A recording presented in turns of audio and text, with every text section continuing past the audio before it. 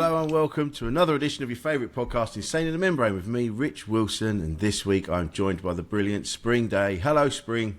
Hi, Rich. How are you? I'm good, thank you. Thank you for your patience. We're doing it again after the last thing.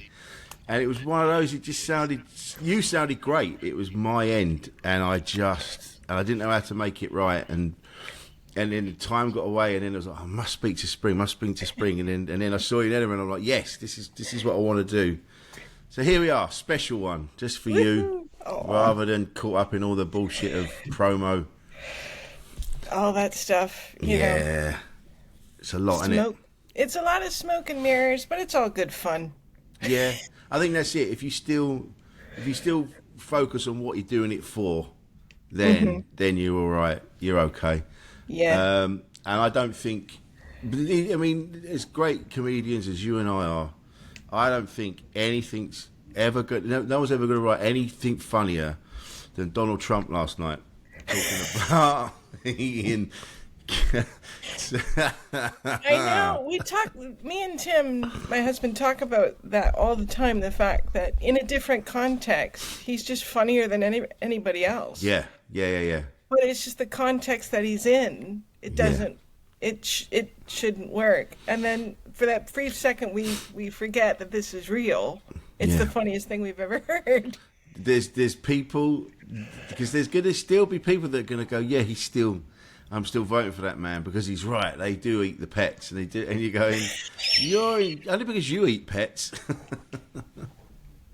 I'm sure, I'm sure a cow is somebody's pet. Yeah.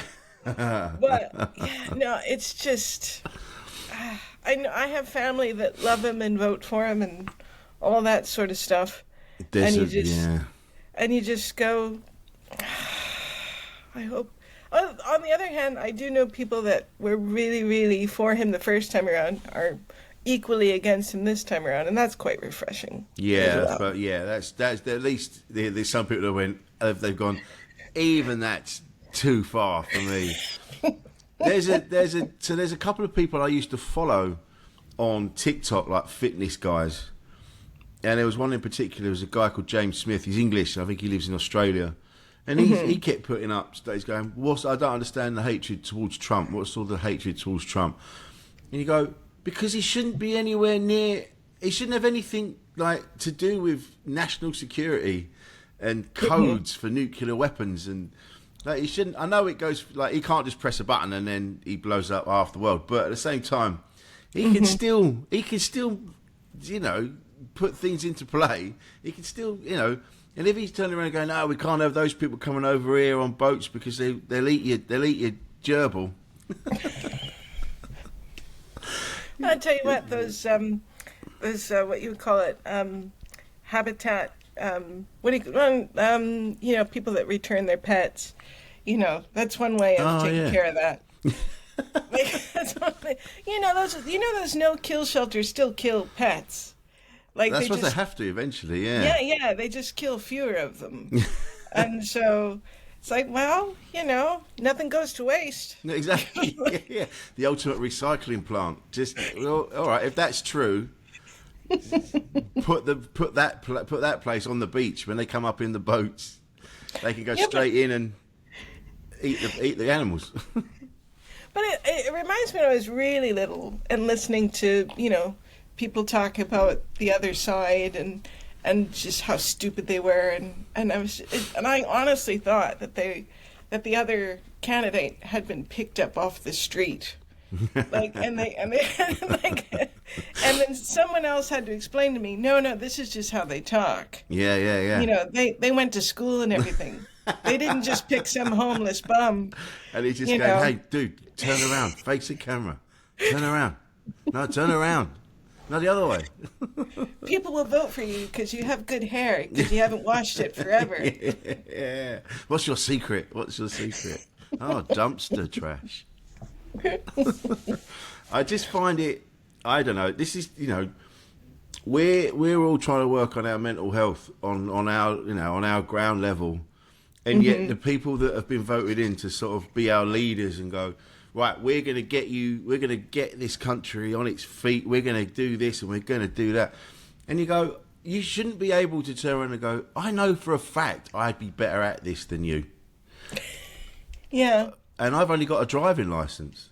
But I think it says something to the fact that we've all been sort of conditioned to root for one or cheer for one team or one, this wrestler or this sort of mindset that we're kind of locked into and we're most comfortable in, and it's sort of migrated to areas where you need more compromise and grown-up talk, and none of that is fun. No. And this is something that we all understand, and it feels good. Yeah. I know. It's just getting to the point where you kind of go, I totally understand it now when I was a kid and there'd be some guy that would just live on his own out in the middle of nowhere. He's not going to he'd never talk to anyone. He had his dog and and everyone would make up stories about him. Like the old man in Home Alone. Yeah. He killed his family. He ate his children. But it turns out he's an absolute legend, but just didn't want to be connected to the bullshit anymore. Yeah. Yeah. I totally get that guy now. I do too. Yeah. Yeah. So last time we spoke, you were literally in the middle of moving house. You were you were actually physically moving, and you stopped to chat to me, and then we're carrying on moving. We finally moved, and yesterday we got the final piece of the puzzle. We finally got our sofa. Yes. Yesterday. We got it delivered on September 11th because you got to celebrate somehow. and and it's finally complete. So we spent most of yesterday breaking it in. And nice. And it was just, otherwise we were like, wow, what's this dance studio we live in? I remember that. I remember doing that years ago, before in my last relationship, and there was we'd moved in, but neither of us had a sofa, and so we were, and there was a show that we'd done that had a garden bench in it, so we were just sitting on the garden bench in the lounge. Nice, but not super comfy, I imagine. Not really. It wasn't cozy. It wasn't like, oh yeah, like you've got Hugh Grant and Julia Roberts at the end of Notting Hill. Like she's got her head on his lap reading a book. Like we were just either end of the bench going, this is bullshit, man. This is shit. No, and they cost so much. Couches cost so incredibly much. And we went, we did a very British thing and got one at M&S. Oh. And one of my favorite things to do when I travel is to tell people I've never been in an M&S. And that really freaks people out. They're like, you look like someone that wears pants, and you're like, no, other places sell pants, and stuff. But no, like it's really interesting because the first thing Tim said when we got it was, can I have a Reese's Pieces? And I was like, really, on the brand new sofa?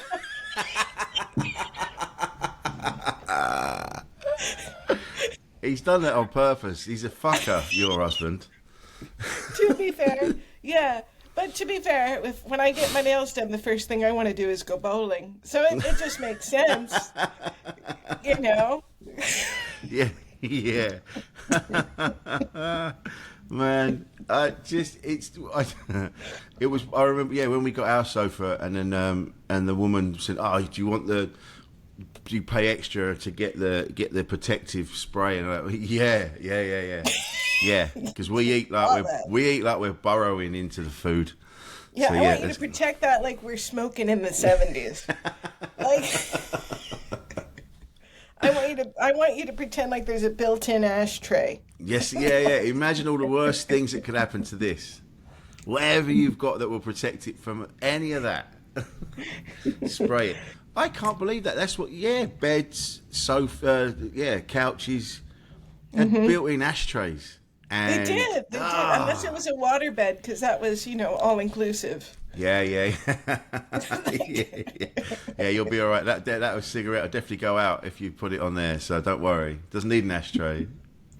I remember working in a bed shop, and this was in 1997, Yeah. And in the corner was a waterbed. I'd never seen one before.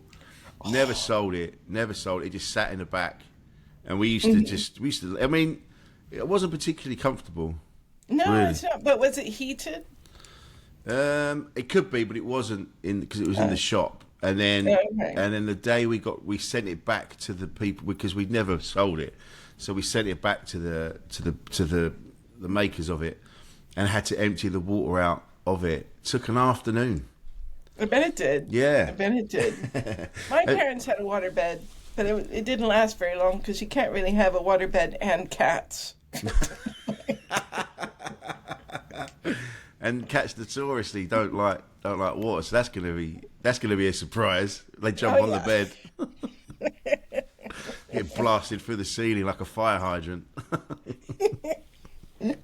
But I mean, it's funny when you look back, all these fads that come and go. Like, you know, people went, "Oh yeah, waterbed," and a waterbed was supposed to be sexy as well. Oh yeah, and I suppose it could be. I don't know how you'd get any purchase if you're doing things on a waterbed. I don't know how you'd do it. I don't know if you've ever been in a fancy castle and thinking, I fancy having a shag right now, because it's the same sort of. Yeah. You'd have to get your rhythms. If you haven't got any rhythm, you'd be terrible. You'd just if you're just looking for a new challenge. You'd both be coming away as you're supposed to be coming back again. It would be shocking. Yeah, I don't know. Yeah, but I remember, like, but if you're in a really cold place, like a heated one's quite nice, but getting out's quite hard. Yes. So that's the only thing. And when you roll over, you can hear the water. So that you got to. Yeah, as kids, we used to take the sheets off and slap the water bubbles apart. Oh, did you? Yeah, we weren't very creative children. Just slapping it. Yeah, it really hurt too. Yeah. Can you imagine? Yeah. So where did you grow up then?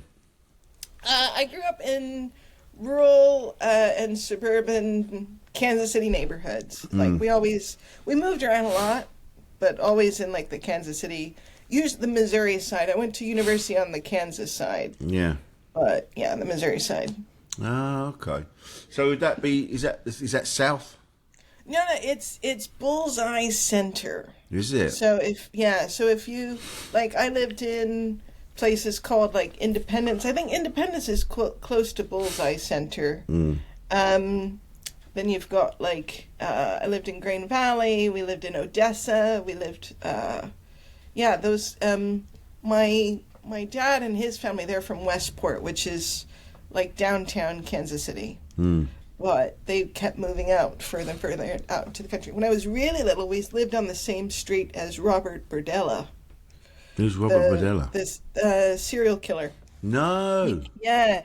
So we've got a fair number of serial killers from Kansas City because there's not much to do. And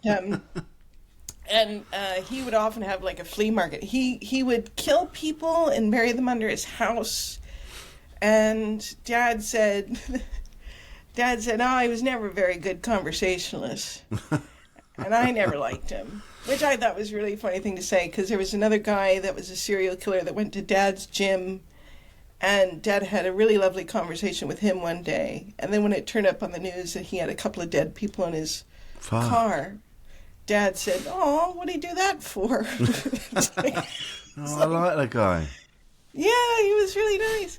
But yeah, so what's interesting about this is how local it is.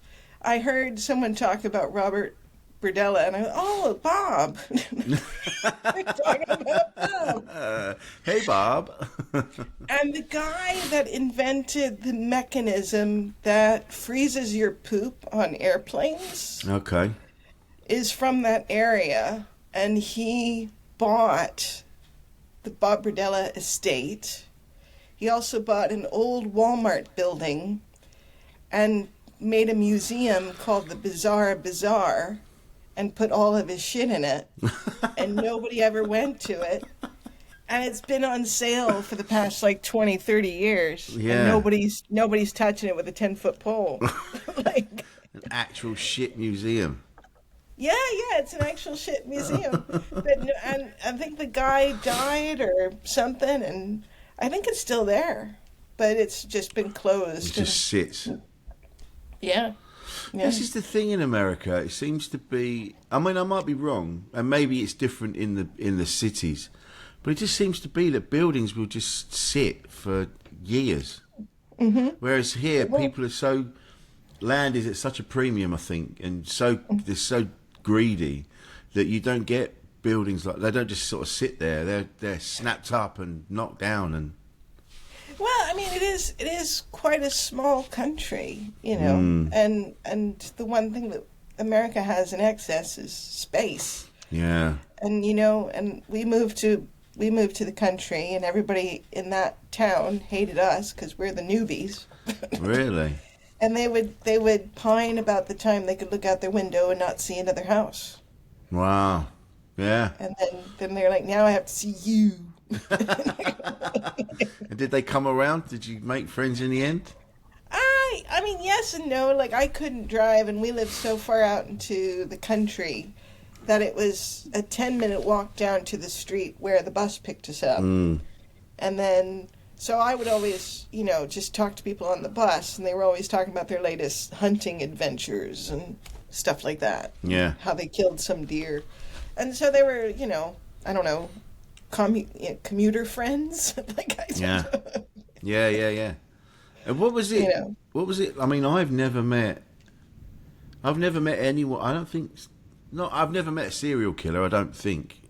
But well, I can't say I met them. No. But I mean, I was just a baby. But right. The fact, you know, people would talk about it and be like, "Well, he was weird." No, but we have like a significant number. Like, I think another serial killer came out in the early noughts. He'd been putting people in barrels and storage and stuff. Oh my God. But he seemed like a pretty decent family guy. And I had a classmate that was killed by a serial killer. Oh shit. Tim says I'm so Midwestern because I keep talking about death. But I think that it's a very Coen Brothers-esque existence. Because, you know, you think about the people that moved out there in the first place. It's got the worst weather in the winter. It's got the worst weather in the summer. And they stopped, and they didn't travel any further west. And they said, well, this is as good as it's going to get. Yeah. Like, what's wrong with you people? They like the extremes. Yeah. And maybe that's it.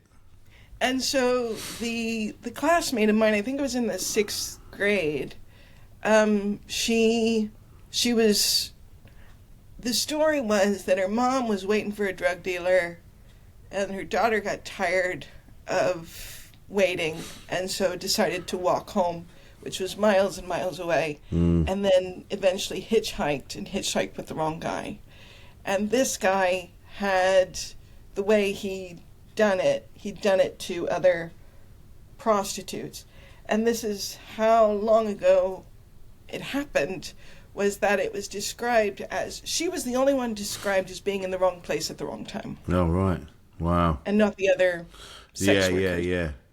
And so it was a very big deal, obviously. But also it was just kind of like, well, you know, it's like, how do you prevent that? And the guy was only ever caught, I think, on a bounce check. Oh, wow. Yeah. And I don't think he ever did time for it either, but they just presume it was him, but they couldn't pin it to him. They couldn't pin it on him. Wow. Yeah. I find it's funny. I know it's changing now, and we might have talked about this on a previous episode somewhere, but it was all when I was growing up, whenever anything like that happened to a woman, it was always, she shouldn't have been there, she shouldn't have been dressed like that,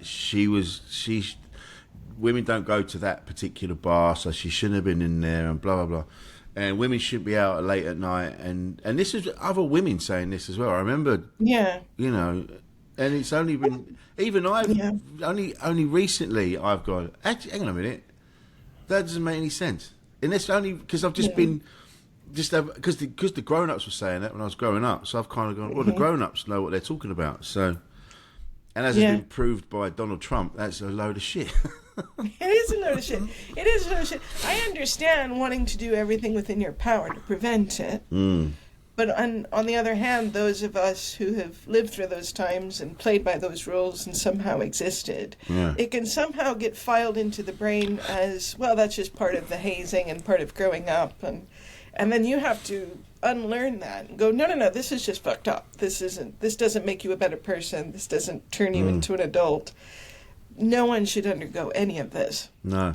You know? I find it, I mean, and I know that these people still walk amongst us, and they are, you know, you don't know who's going to do what, and if they're, and if they're doing things like, like you say, that they've got a social security number and they pay their taxes and they do that, they're not behind on mortgage payments and they're just sort of under the radar. You're like, how can you're never gonna, you're never gonna know until they do it, and it's I find it. I don't know how.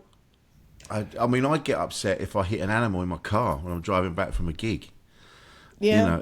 And what? Yeah. Go on. I think that I think a lot about this because I just think that, especially in the States, especially in the Midwest, there's a really good movie. I think it's called Nebraska, about a guy trying to cash in. He thinks he's won the lottery, but it's not. It's just one of those, junk pieces of mail. Yeah. And it just shows you just how barren and how vast and how alone you are. And I think that it's so easy to fall down, a mental rabbit hole and not have the help you need. And I think it's only recently you could reach out for help and have confidence that it was qualified help that wouldn't make it worse, So I think that we're in a very lucky time now that psychiatry and psychology is where it is, because even like 10, 15 years ago, it could still be quite damaging if you've got the wrong guy or girl or whatever. I remember one of the last counsellor I had, and there was just something a bit off about him, and everyone was telling me he was great and he's brilliant, he'll sort you out, but he was obsessed with the money. He was always on about the money, and I had to pay him. I had to pay him for the month of sessions in advance, and that was like, what? You want me to give you 400 quid in advance? And that was weird. And there was a few things that were a bit off about him. And he told me I was a love addict and I was this and I was that, and I'm like, and then he sent me to this. It's called SLA, Sex and Love Addicts Anonymous. He goes, you need to go there, and because I trusted him, so I went to a couple of the meetings, and I'm like, I shouldn't be here. This is not what I'm doing. I've just been a bit shit at relationships, and I need to know why. It's not this. So, I just stopped going. Yeah, that's really good, though. I think that's extremely healthy. And I think it takes an incredible amount of courage and optimism to make that step to find someone in the first place, and then to have that buy-in, and then go, no, not for me. Yeah. Because that buy-in is an incredible psychological, it does something to the psyche when I've spent this much. I need to see it through. Yeah. And that buy-in is there. I think it's the same. That's kind of like poker logic, isn't it? Yeah. I got really lucky. I found a psychologist that specializes in people that have left high control groups and religious high control groups and all that. And what I found was she was very good at just listening and going, oh, that's really terrible. And then, or that's, and just acknowledging, oh, you shouldn't have gone through that. Yeah. And then as soon as my time's up, she's gone. I mean, that's classic, isn't it? That when you're into a bit and you just You always hit the juice at about 10 minutes before the end of your session. You really hit a bit, and you're really cutting loose, and you're getting it all out of your system. And then they just go, okay, right, let's pick this up again next week. And you're like, this is open now. Yeah. Well, I think for me, it's that if I'm looking at the clock and I see that it's run over by like 30 seconds, I'm just like, ooh, free time. Yeah. I get a freebie. But she's very much like a stewardess on the flight, like, bye-bye now, bye-bye. Yeah. Yeah, I know, yeah. I had couples counselling before, and she was very much like, and it got heated a couple of times, and we'd be sort of at it, and she'd be calming us down, and then she'd just go, right, see you next week. And now we're just fighting on the driveway. Did you at least take separate cars? No, my ex couldn't drive, so. Oh, okay. There was a couple of times where she'd storm off, and then I'd go to the car, try and get her in the car, and then she's shouting at me from a park bench. Like, to me, I've never done couples counseling, but to me, I feel like you would have to do have an ice cream date or something after. There was a couple of times when it worked, and we'd uncovered some stuff, and we're both in agreement, and we both left and just went, should we go and get a coffee? Because that was quite raw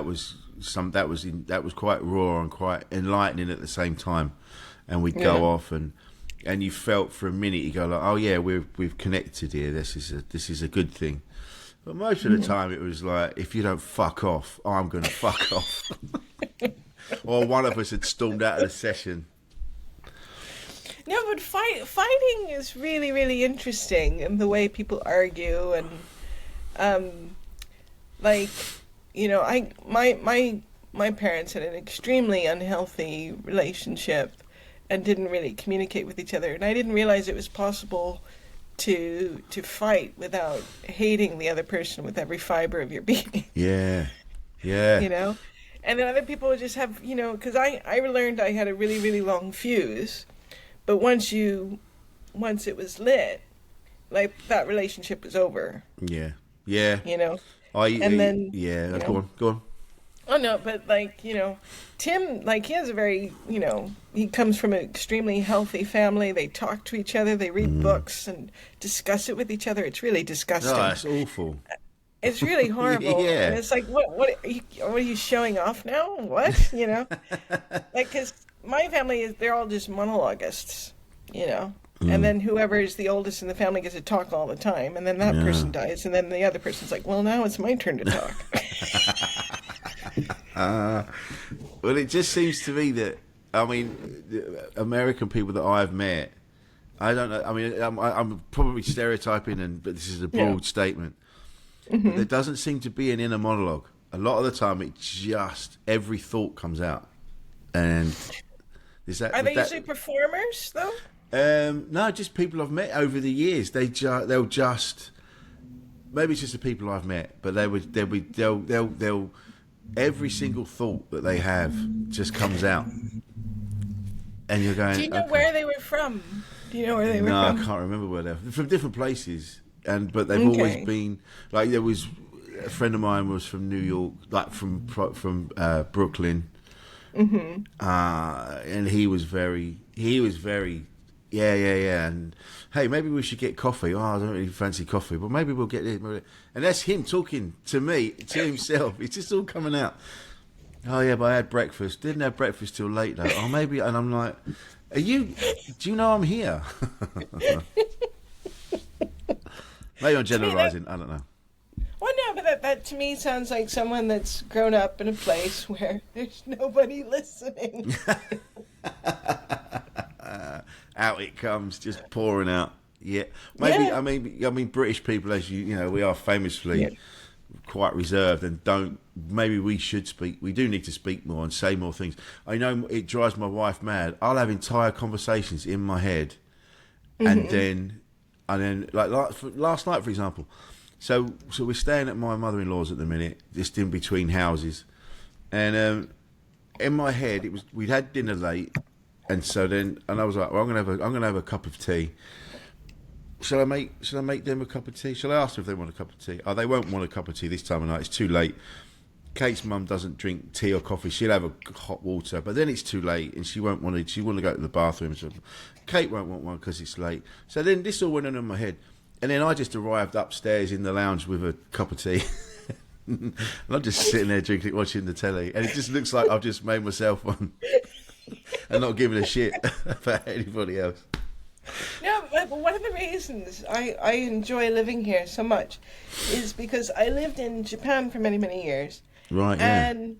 And for me, and I visited the UK a lot because I started doing comedy in Japan, but most people I knew that were doing comedy were from the UK, and they suggested I come here. For me, culturally, it's right smack in the middle between Japan and the US. In terms, it's just the right level of passive aggressiveness for me, and that sort of internal dialogue. Because Japan is all that.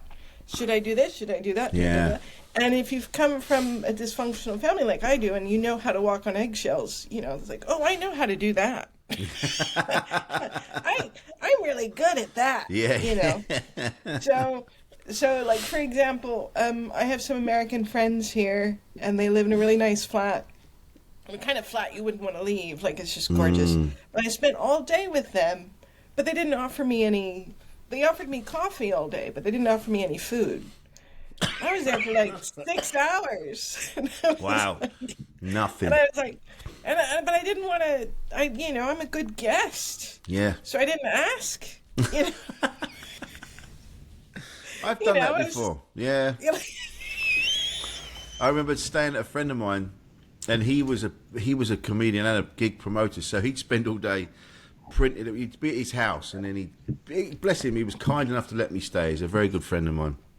Yeah. But he used to get so engrossed in what he was doing for the promotion and the printing of posters and things like that. He'd go, yeah, we'll have breakfast, and then you'd get to midday. Yeah, we're going to have breakfast. By 3 o'clock, and I'm just sat there, and I'm like, I will fucking kill you. And then and then they say something, and then you go, oh, it's okay. Yeah, exactly that. And then it just got to the point. I think it happened for quite a while. And one day, I'd kind of my confidence had built because I'd been doing comedy for a while, so I was able to turn around and go, do you know what? I'm going to go and get something to eat. You can either come with me, or I'll go to the shop and come back and I'll make breakfast because I'm not waiting again. Just had enough. Well, no, but I do think that, it's really interesting what makes me insane, crazy, angry. And it's just, so for example, and I think that my sensibilities are very English now. Last year we went to one of my husband's friend's wedding. And I don't have to tell you, like, the kind of, like, the logistic nightmare it is to go to anywhere in America with a wheelchair, and it's a special wheelchair, and you need this and that, and hire a van to go to this location that can accommodate a wheelchair, so his parents are also coming so this can happen. And then we get to the wedding, and they had the ceremony a few days before. No. And this thing that we'd gone to was a 3-day event, but there was we didn't get to see an exchange of vows. Oh. We saw a bunch of people give speeches that we didn't know who they were. Yeah.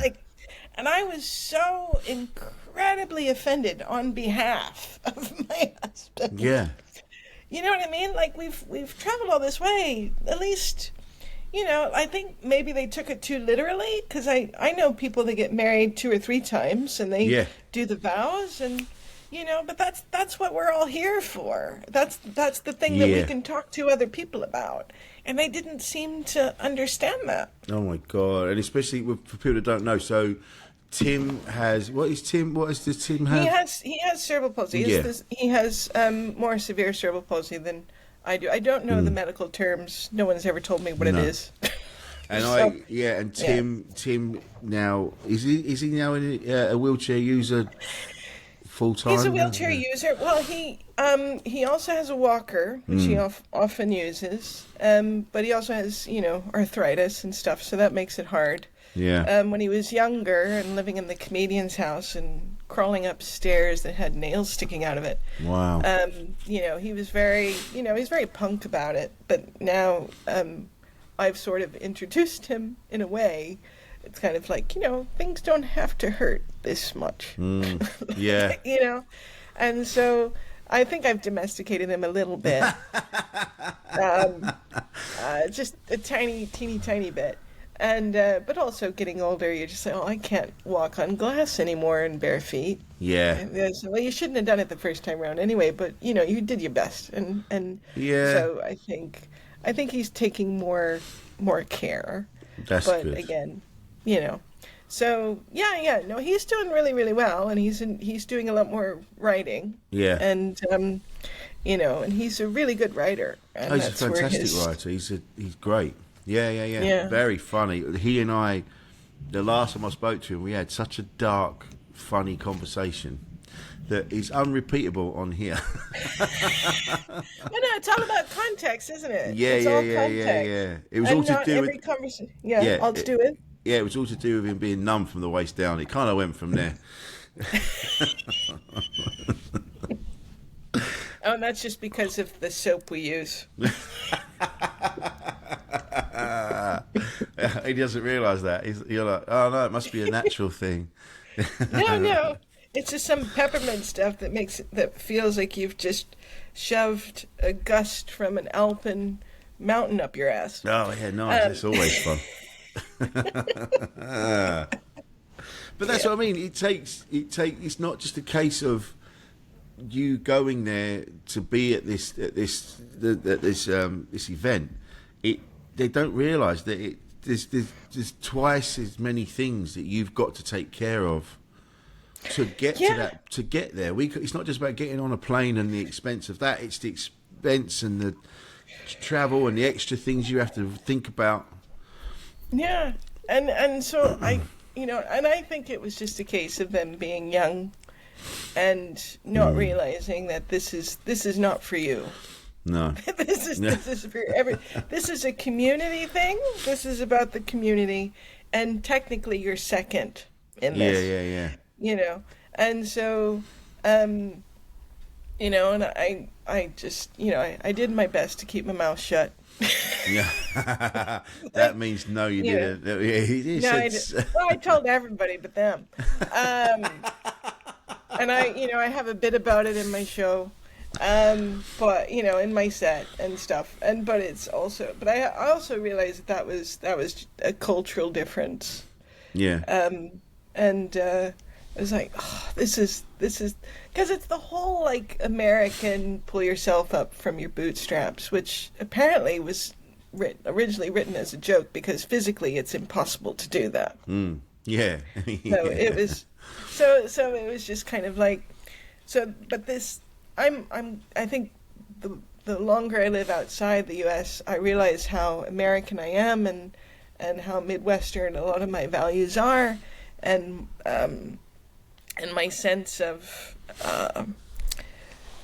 just respecting other people and being part of the community and how that's formed and shaped and what I'm very fascinated by. I don't think I'm easily offended. But it fascinated me that I was that offended by that.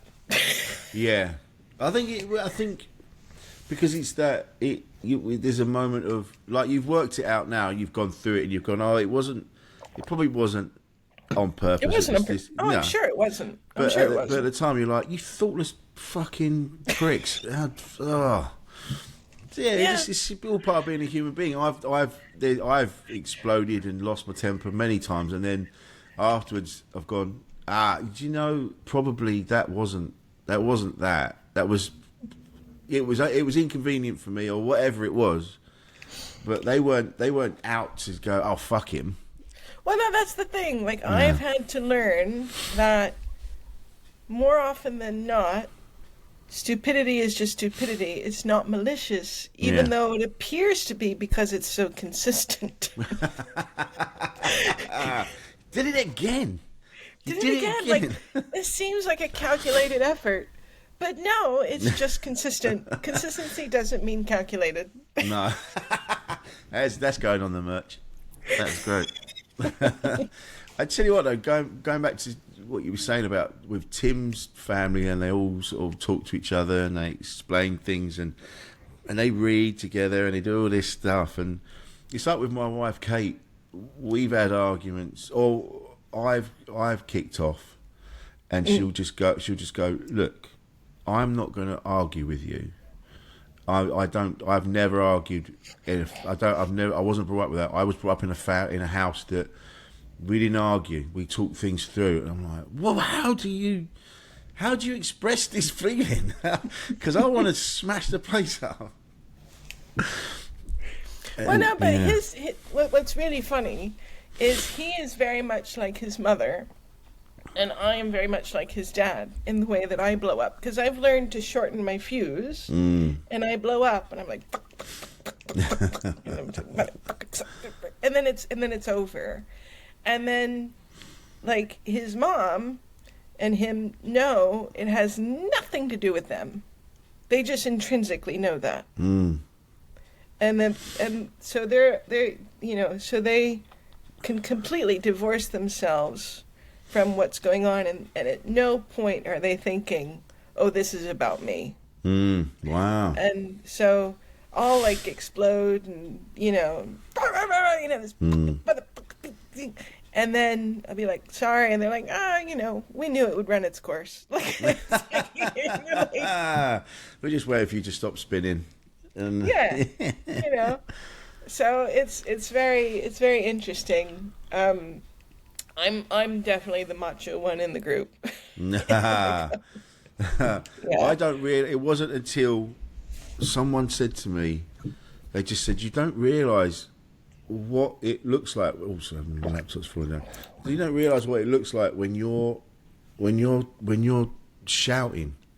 Because I'm like, but I'm not shouting. I'm just raising my voice. And I'm like, yeah, but you're and they go, but when you go, your voice, your accent, and just you don't realise how frightening you can look when you. And I'm like, but I don't know what to do. I don't know. I'm like that too, because I've got a set of pipes that don't seem like I have. Yeah. And I'm like, I'm not yelling. You want yelling? I'll show you yelling. I can take it up a few. This is building up. Yeah. This is me putting the keys in the engine, in the thing. Yeah. I'm getting ready. Because what's really funny, well, I think it's kind of funny, is that like my dad used to punch holes in the wall, but it wasn't. I don't think that was that bad, because I felt like my mom just sort of egged him on until he did that, and then she could go, see, he's got a temper. You know what I mean? Yeah. Right? Yeah. And so for me, that was never. I didn't take that as. I don't know. It just. I didn't think it was that bad. No, I was. Do you know what I mean? Yeah. But maybe that's just my generation. I don't know. I think maybe it was a generational thing because we were, mind you, I'm a lot older than you are. There was when I was growing up in the 70s and 80s, there was very much a feeling of there was just violence. There was a violence in the air, and you had to be very careful because at some point, if you stepped out of line with your parents or with someone was going to give you a wallop, and so you had to be careful. My laptop's falling down. You had to be careful, and I think that's where. So now, if it's a lesser variation of anger, we kind of go, well, it's just part of that thing. Like you said, he just punches the wall. At least he's punching the wall and he's not punching people. He's exactly. Yeah. So that was my thing. It was like it's at least it's that. Yeah. So I couldn't say the same for my mom. No. So yeah, no, it's all very I like thinking about it in terms of like trying to file it away, as it were. You know, it's funny. I watched. There's a few. I know. You know, there's so many people on TikTok and all manner of social media stuff. But every now and again, you'll see someone and you'll go, "Oh yeah, that makes sense." Like there's this guy at the minute, and he's just going. He's basically. He goes, "Your life isn't fucked because of this. What happened to you? Because of your trauma from your parents." He goes, "Yeah, it was horrible what happened, and it could have been better." But you can't just go through life going, "Oh, my life is shit because that happened," or "My mum or dad." Was he a school counselor from the 90s? yeah. And I suppose, there is a moment we have to go. I can't keep dragging it around. I can't keep going.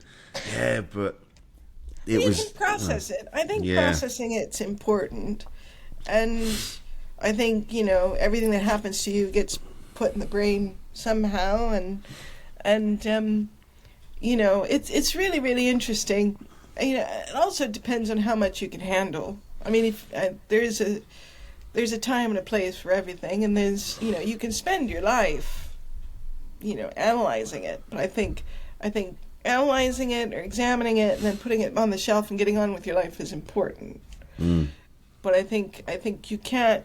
I think ignoring it completely, I think is not great. I think that it can, because I started looking at it because I was realizing I was making bad decisions, and I wanted to get to the root of why I was making bad decisions.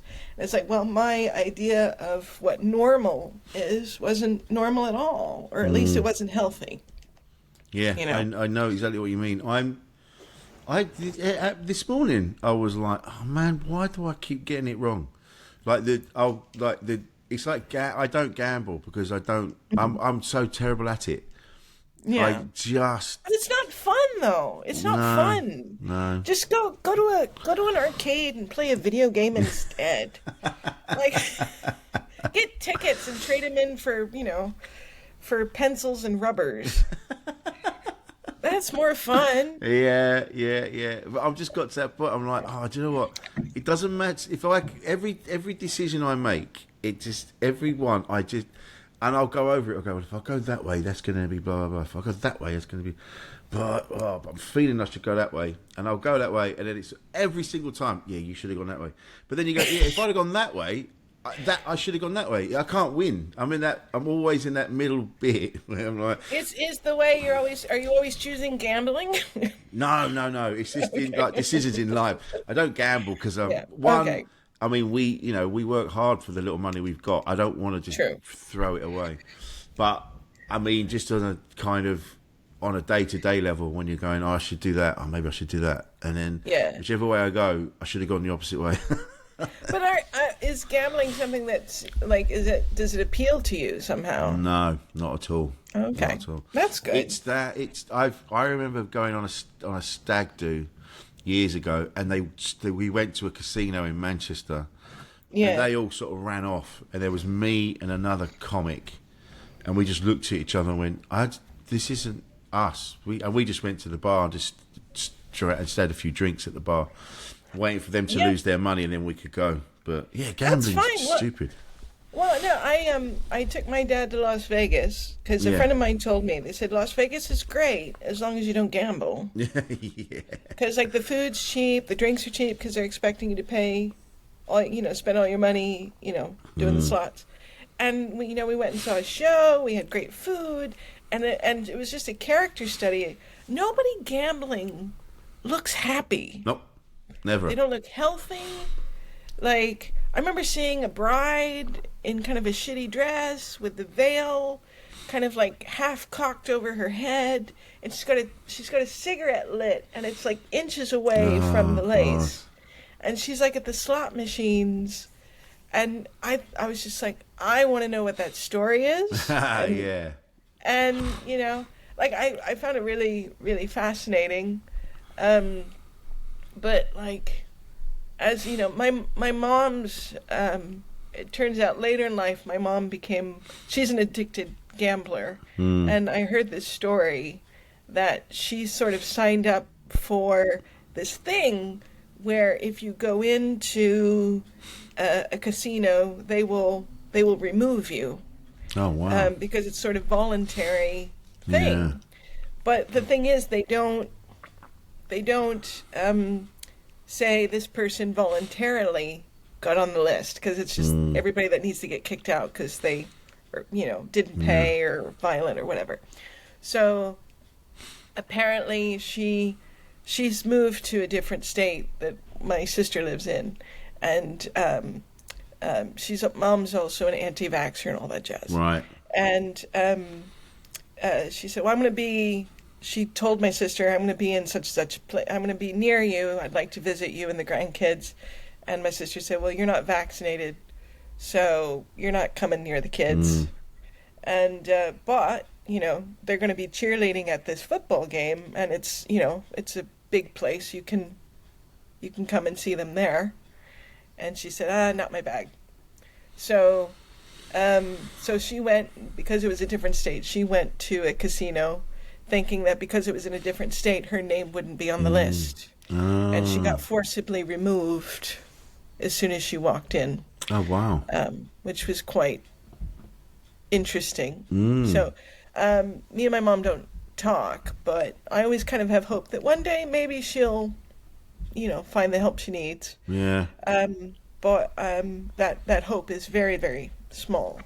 But she's in contact with my sister and her family, and so I sort of hear secondhand how they're if that's happening at all, and it's not.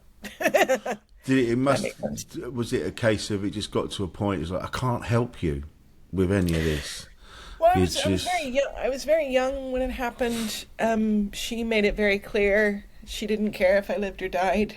Oh my God! Mate. And my dad realized it. It was like, okay, like, oh shit. Yeah. Wow. I mean, that's probably one of the worst things that could happen to a child, is that, especially your mum. I got, as a friend, another comic, and his mum left when he was really young, and it has affected him. And there'd been times, we were in Edinburgh a few years ago, and we'd be stood in the bar, and just the way he spoke about women, it wasn't out and out awfulness, but it was like, there was a level of just downloading all the feelings he had because of his mum. And I don't know how you're obviously, are you all right? Because that's a heavy thing to just take on. Well, there's a thing, like, it's interesting because I think I'd like to write a bit about it, but I think that forgiveness is overblown, it's overestimated, and I think it needs to be sort of forgotten. Because the person that needs to forgive, it's like being on a treadmill and losing that last 20 pounds. Like, you're never done with it. Yeah. And I think that it's much easier to have compassion for her, because she had a really, really tough life. Yeah. And I touched on it in the show in Edinburgh, but I didn't go anywhere near as deep as, Oh, mate. Sorry. I've been talking about it for a month. I thought I'd be fine. But, I realized I basically told the Disney version of her life on stage. And it was like, well, this is how much I can do right now. Yeah. Well, this is, I mean, and the thing is, it's like when you've dealt with a narcissist, you're never going to get closure from that person. And the day you realise the day you realise you're not going to get that thing that you need, it's quite liberating in a weird sort of way. It's not very nice. You kind of go, like with your mum, she's, as horrible as it sounds, she probably won't. It'd be nice if she did, but she might not ever give you that thing. No, I don't. No, I don't. The only thing is, like, it's just, I really do think that she had kids to get the love she never got. Yeah. And she just didn't understand kids can't do that. No. They just can't. It's like getting gas from an empty tank. They need love all the time, and if you don't have it, like, they're just bloodsuckers. This is it. They don't know until they work it out for themselves later on. Hopefully, all you can do is show them how to be with you show them. It's like with my little one. So my two boys. I remember saying to my lads, and I've said this many times on here. It doesn't matter how old we get and where we are. Whenever we see each other, we must always hug and we must always say that we love each other. Yeah. And that's just one thing that I always said to them, and we still do. And they're both grown ups now, and now I've got the other little one, and and like at the minute, I mean, he's only 9 months old, and you go, give me a kiss, give me a hug, and he just looks at you like you've gone. Do you want to put your hands in my poop? He's not interested. He doesn't know. Yeah. And that's all you can do. And for you to have that, at such a young age, is just. I don't know how you recover from that. I don't know how. You obviously find a way to deal with it, but. That's why I joined a religious cult in the end, and just to get the love. Yeah, and they were like, we'll give this to you, and so they gave me the attention and the help with my homework that I needed, and and so I don't hate them, because I do think that they truly believe whatever it is they were selling, and it works for them per se, and I just took everything that they said and took it as gospel, as it were. Yeah, of course you did. And so I didn't realize, they're just, healthier family. Not a whole lot healthier, but a lot, healthier enough to, because they've got, issues with this. If I remember correctly, the grandfather, when he was born, the doctor said, "Here's your man." And the parents took that as like a blessing from God. Like, this is, wow. You know what I mean? And took that, and that affected how he was treated the rest of his life compared to his siblings. Yeah. And so that one thing can make a huge difference on how someone's treated and how they grow up. Yeah. How did you? So with the cult, I mean, was it always was it just something that was around and you were aware of it, or did you actively seek it out somewhere? Well, I mean, I use the term cult, like it was evangelical, non-denominational Christianity groups. And what the appeal of non-denominational, as opposed to other denominations that we know and everything, is that it's very anti-bureaucratic. And so it has this image of, we can meet your needs immediately because we don't have to go through these systems. But you don't realize these systems are put in place so they don't abuse you or your money or your time and all of this sort of stuff. So, and these, and also a lot of these people that start these churches, they don't have to have any qualifications. They don't have to go to seminary or Bible college or any of that. They just start stuff because God told them to. Wow. And, so I think, and there's no funny way to put this at the moment for me, but I do think that, that form of religion is basically an art disguised as the truth and or science. And so I appreciate it for what it is, because it does fill a need that, because these other methods aren't available to everyone. Yeah. But also, the whole purpose of my show is I actually wanted people that were involved in that to be able to leave without feeling like they'd failed or they owed them something more than they did. I know what you mean. My ex-wife, she was a Jehovah's Witness, brought up in that, and it's.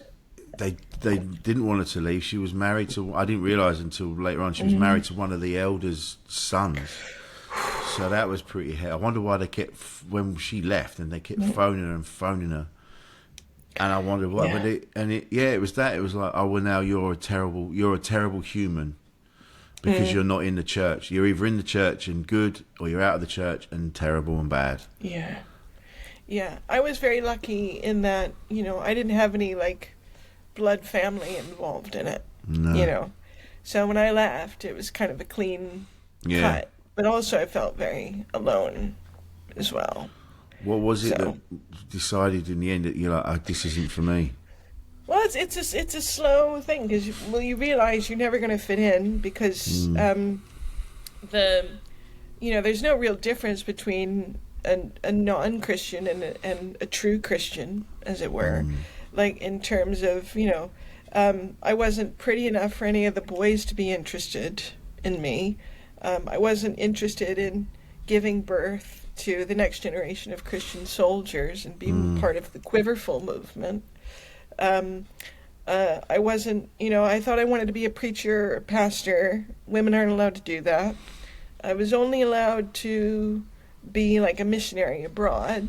But I didn't have the money to go to a private Bible school or college, which is really, really expensive. Yeah.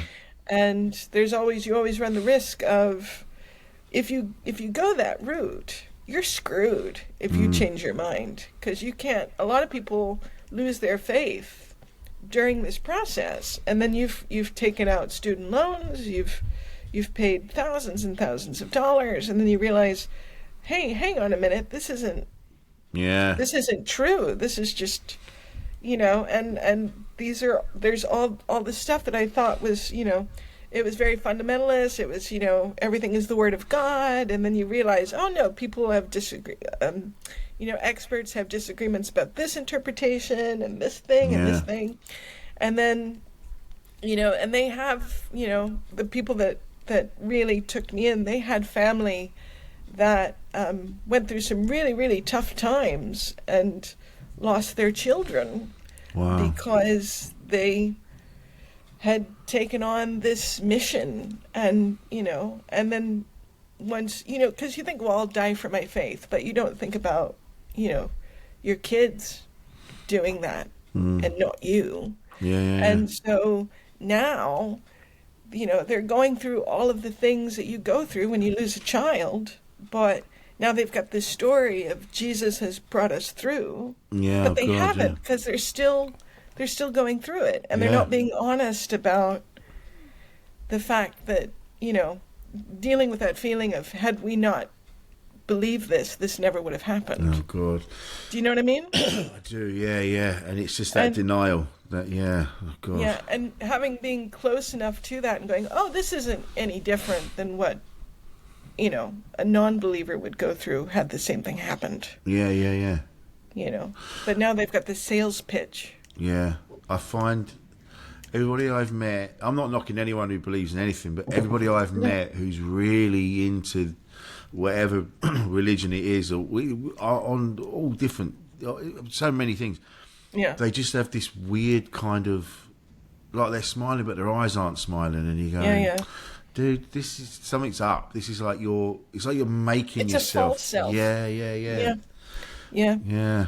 And so we talked a lot about that in the deprogramming therapy that I went through, that you try to become this person that you're supposed to be.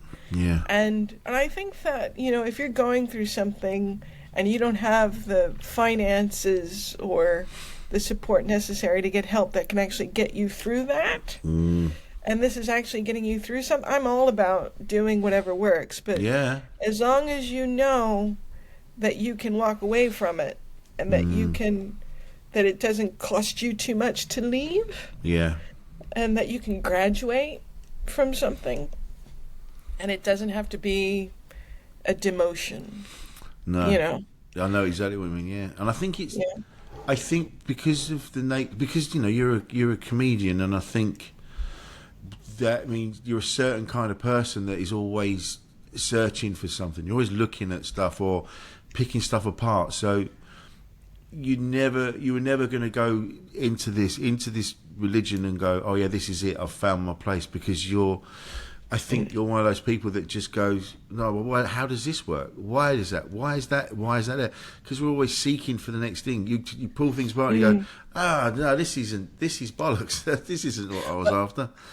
Well, there's on Spotify you can listen to a very, very good talk by James Baldwin called The Struggle. Right. And it's a really good thing to listen to. I listen to it pretty much every day at the Fringe. And he says in it that because, and how I feel about the term artist. But his thing is that artists are the only people that are aware of what we really are, and nobody else can do that. Yeah. And because of that, and because our job is to tell everybody what it's like to live this human experience, we are intrinsically against every system whatsoever. Yeah. And so we will always poke holes. We will always point, see, this is where the system is failing us. Yeah. And in an effort to make the systems better. Yeah. Or at least, help people to not trust the system completely, as it were. That's, I think you've hit the nail on the head. It's like, take it, use it for where it assists you and makes things better for you and people around you. But when it starts to just be a burden and you're actually working for the system or doing things to please the system, that's when it's like, hang on a minute, that's not, this is, and then this is where human beings this is where we all fail, because we're all wedged into these different systems that if you took all the systems away, we'd probably be all right. We might, we still need an element of, framework to exist in us. Yeah, but we wouldn't live as long. No. We'd be all right, but we'd die at like 20. Yeah. Life expectancy would plummet. But we'd be a lot happier. We would, yeah. That brief pocket of time. Those 21 years. Oh, Spring, this has been amazing. I'm so glad we did this properly. I know the last one was, yeah. I'm sorry it got so dark. No. Are you all right though? Because I know it's funny how we talked about, when you're doing a therapy session, and then he goes, "All right, time," and you're like, "Whoa, we've just taken the lid off." I'm not going to get this lid back on. The snakes have leapt from the can, and now you want me to get them back in? Well, no, I just kept thinking about how this is a typical conversation with me. Like, I'm always the one, growing up, I was always the one at the party in the back, being a counselor to someone with no qualifications whatsoever. Yeah, same. And then people become like, "Are you guys having fun?" And it's like, I don't know if we're in a place to have fun yet. But we're doing what needs to be done. My conversations tend to be quite dark, and I'm not surprised that I started off with serial killers. That's brilliant. It can only go one way. I think because since doing this podcast, and I'm a big advocate for people opening up, and I know I get it wrong sometimes. I'll be in, someone asks me how I am, and I actually tell them rather than, I'm fine. And so I get a lot of people now, if I'm in green rooms or wherever, at parties or wherever, and I do end up having conversations. People do tell me stuff, pretty heavy gear, and I'm okay. Well, we are at a party. We should be doing, I don't know. But you do. I mean, you have that capacity to take that on. Yeah. And there's just. I think you and I are just those kind of people. Yeah. And it's not necessarily a bad thing. I should probably learn how to have a good time. I think I'm getting better at. I think I am. I just let people, when it happens, and I'm like, yeah, man, wow. Do you know what? Why don't we either I go, why don't we go find somewhere quieter to have a chat, or hey, we should meet up. We should, or come on the podcast. Come and talk to me. Or do that, and come and chat to me. I'm getting better at going, well, I think you need to talk to a professional. Yeah, I'm a van driver, really, at heart. I don't know if I'm qualified for this.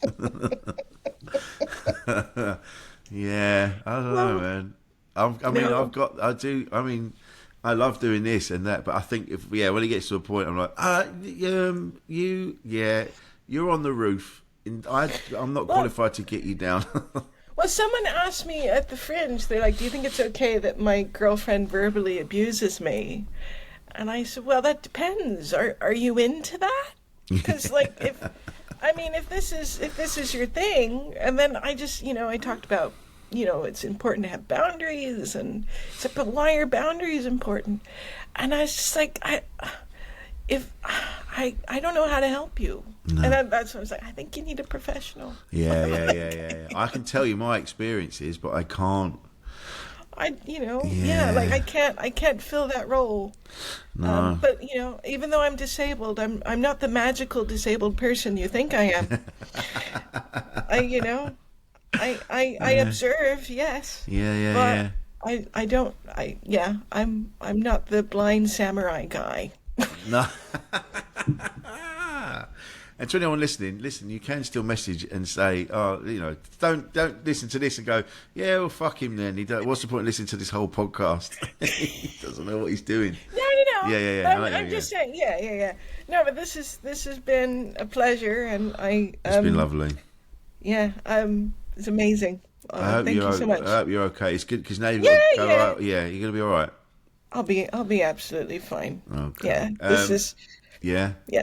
Okay. Where can we find you on social media to find all your gigs and stuff? I'm on Instagram. I'm Spring Day Comedy. On Facebook, I'm Spring Day Comedian, because I figured out that Spring Day doesn't always seem like a person's name.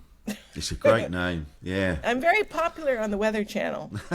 And my Google alerts drive me insane. Oh, God. Yeah.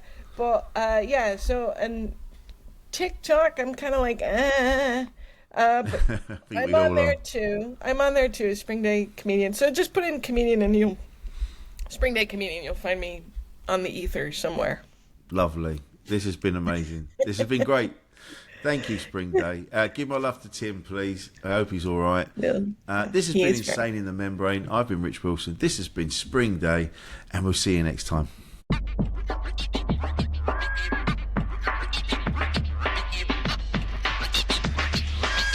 Insane in the Membrane.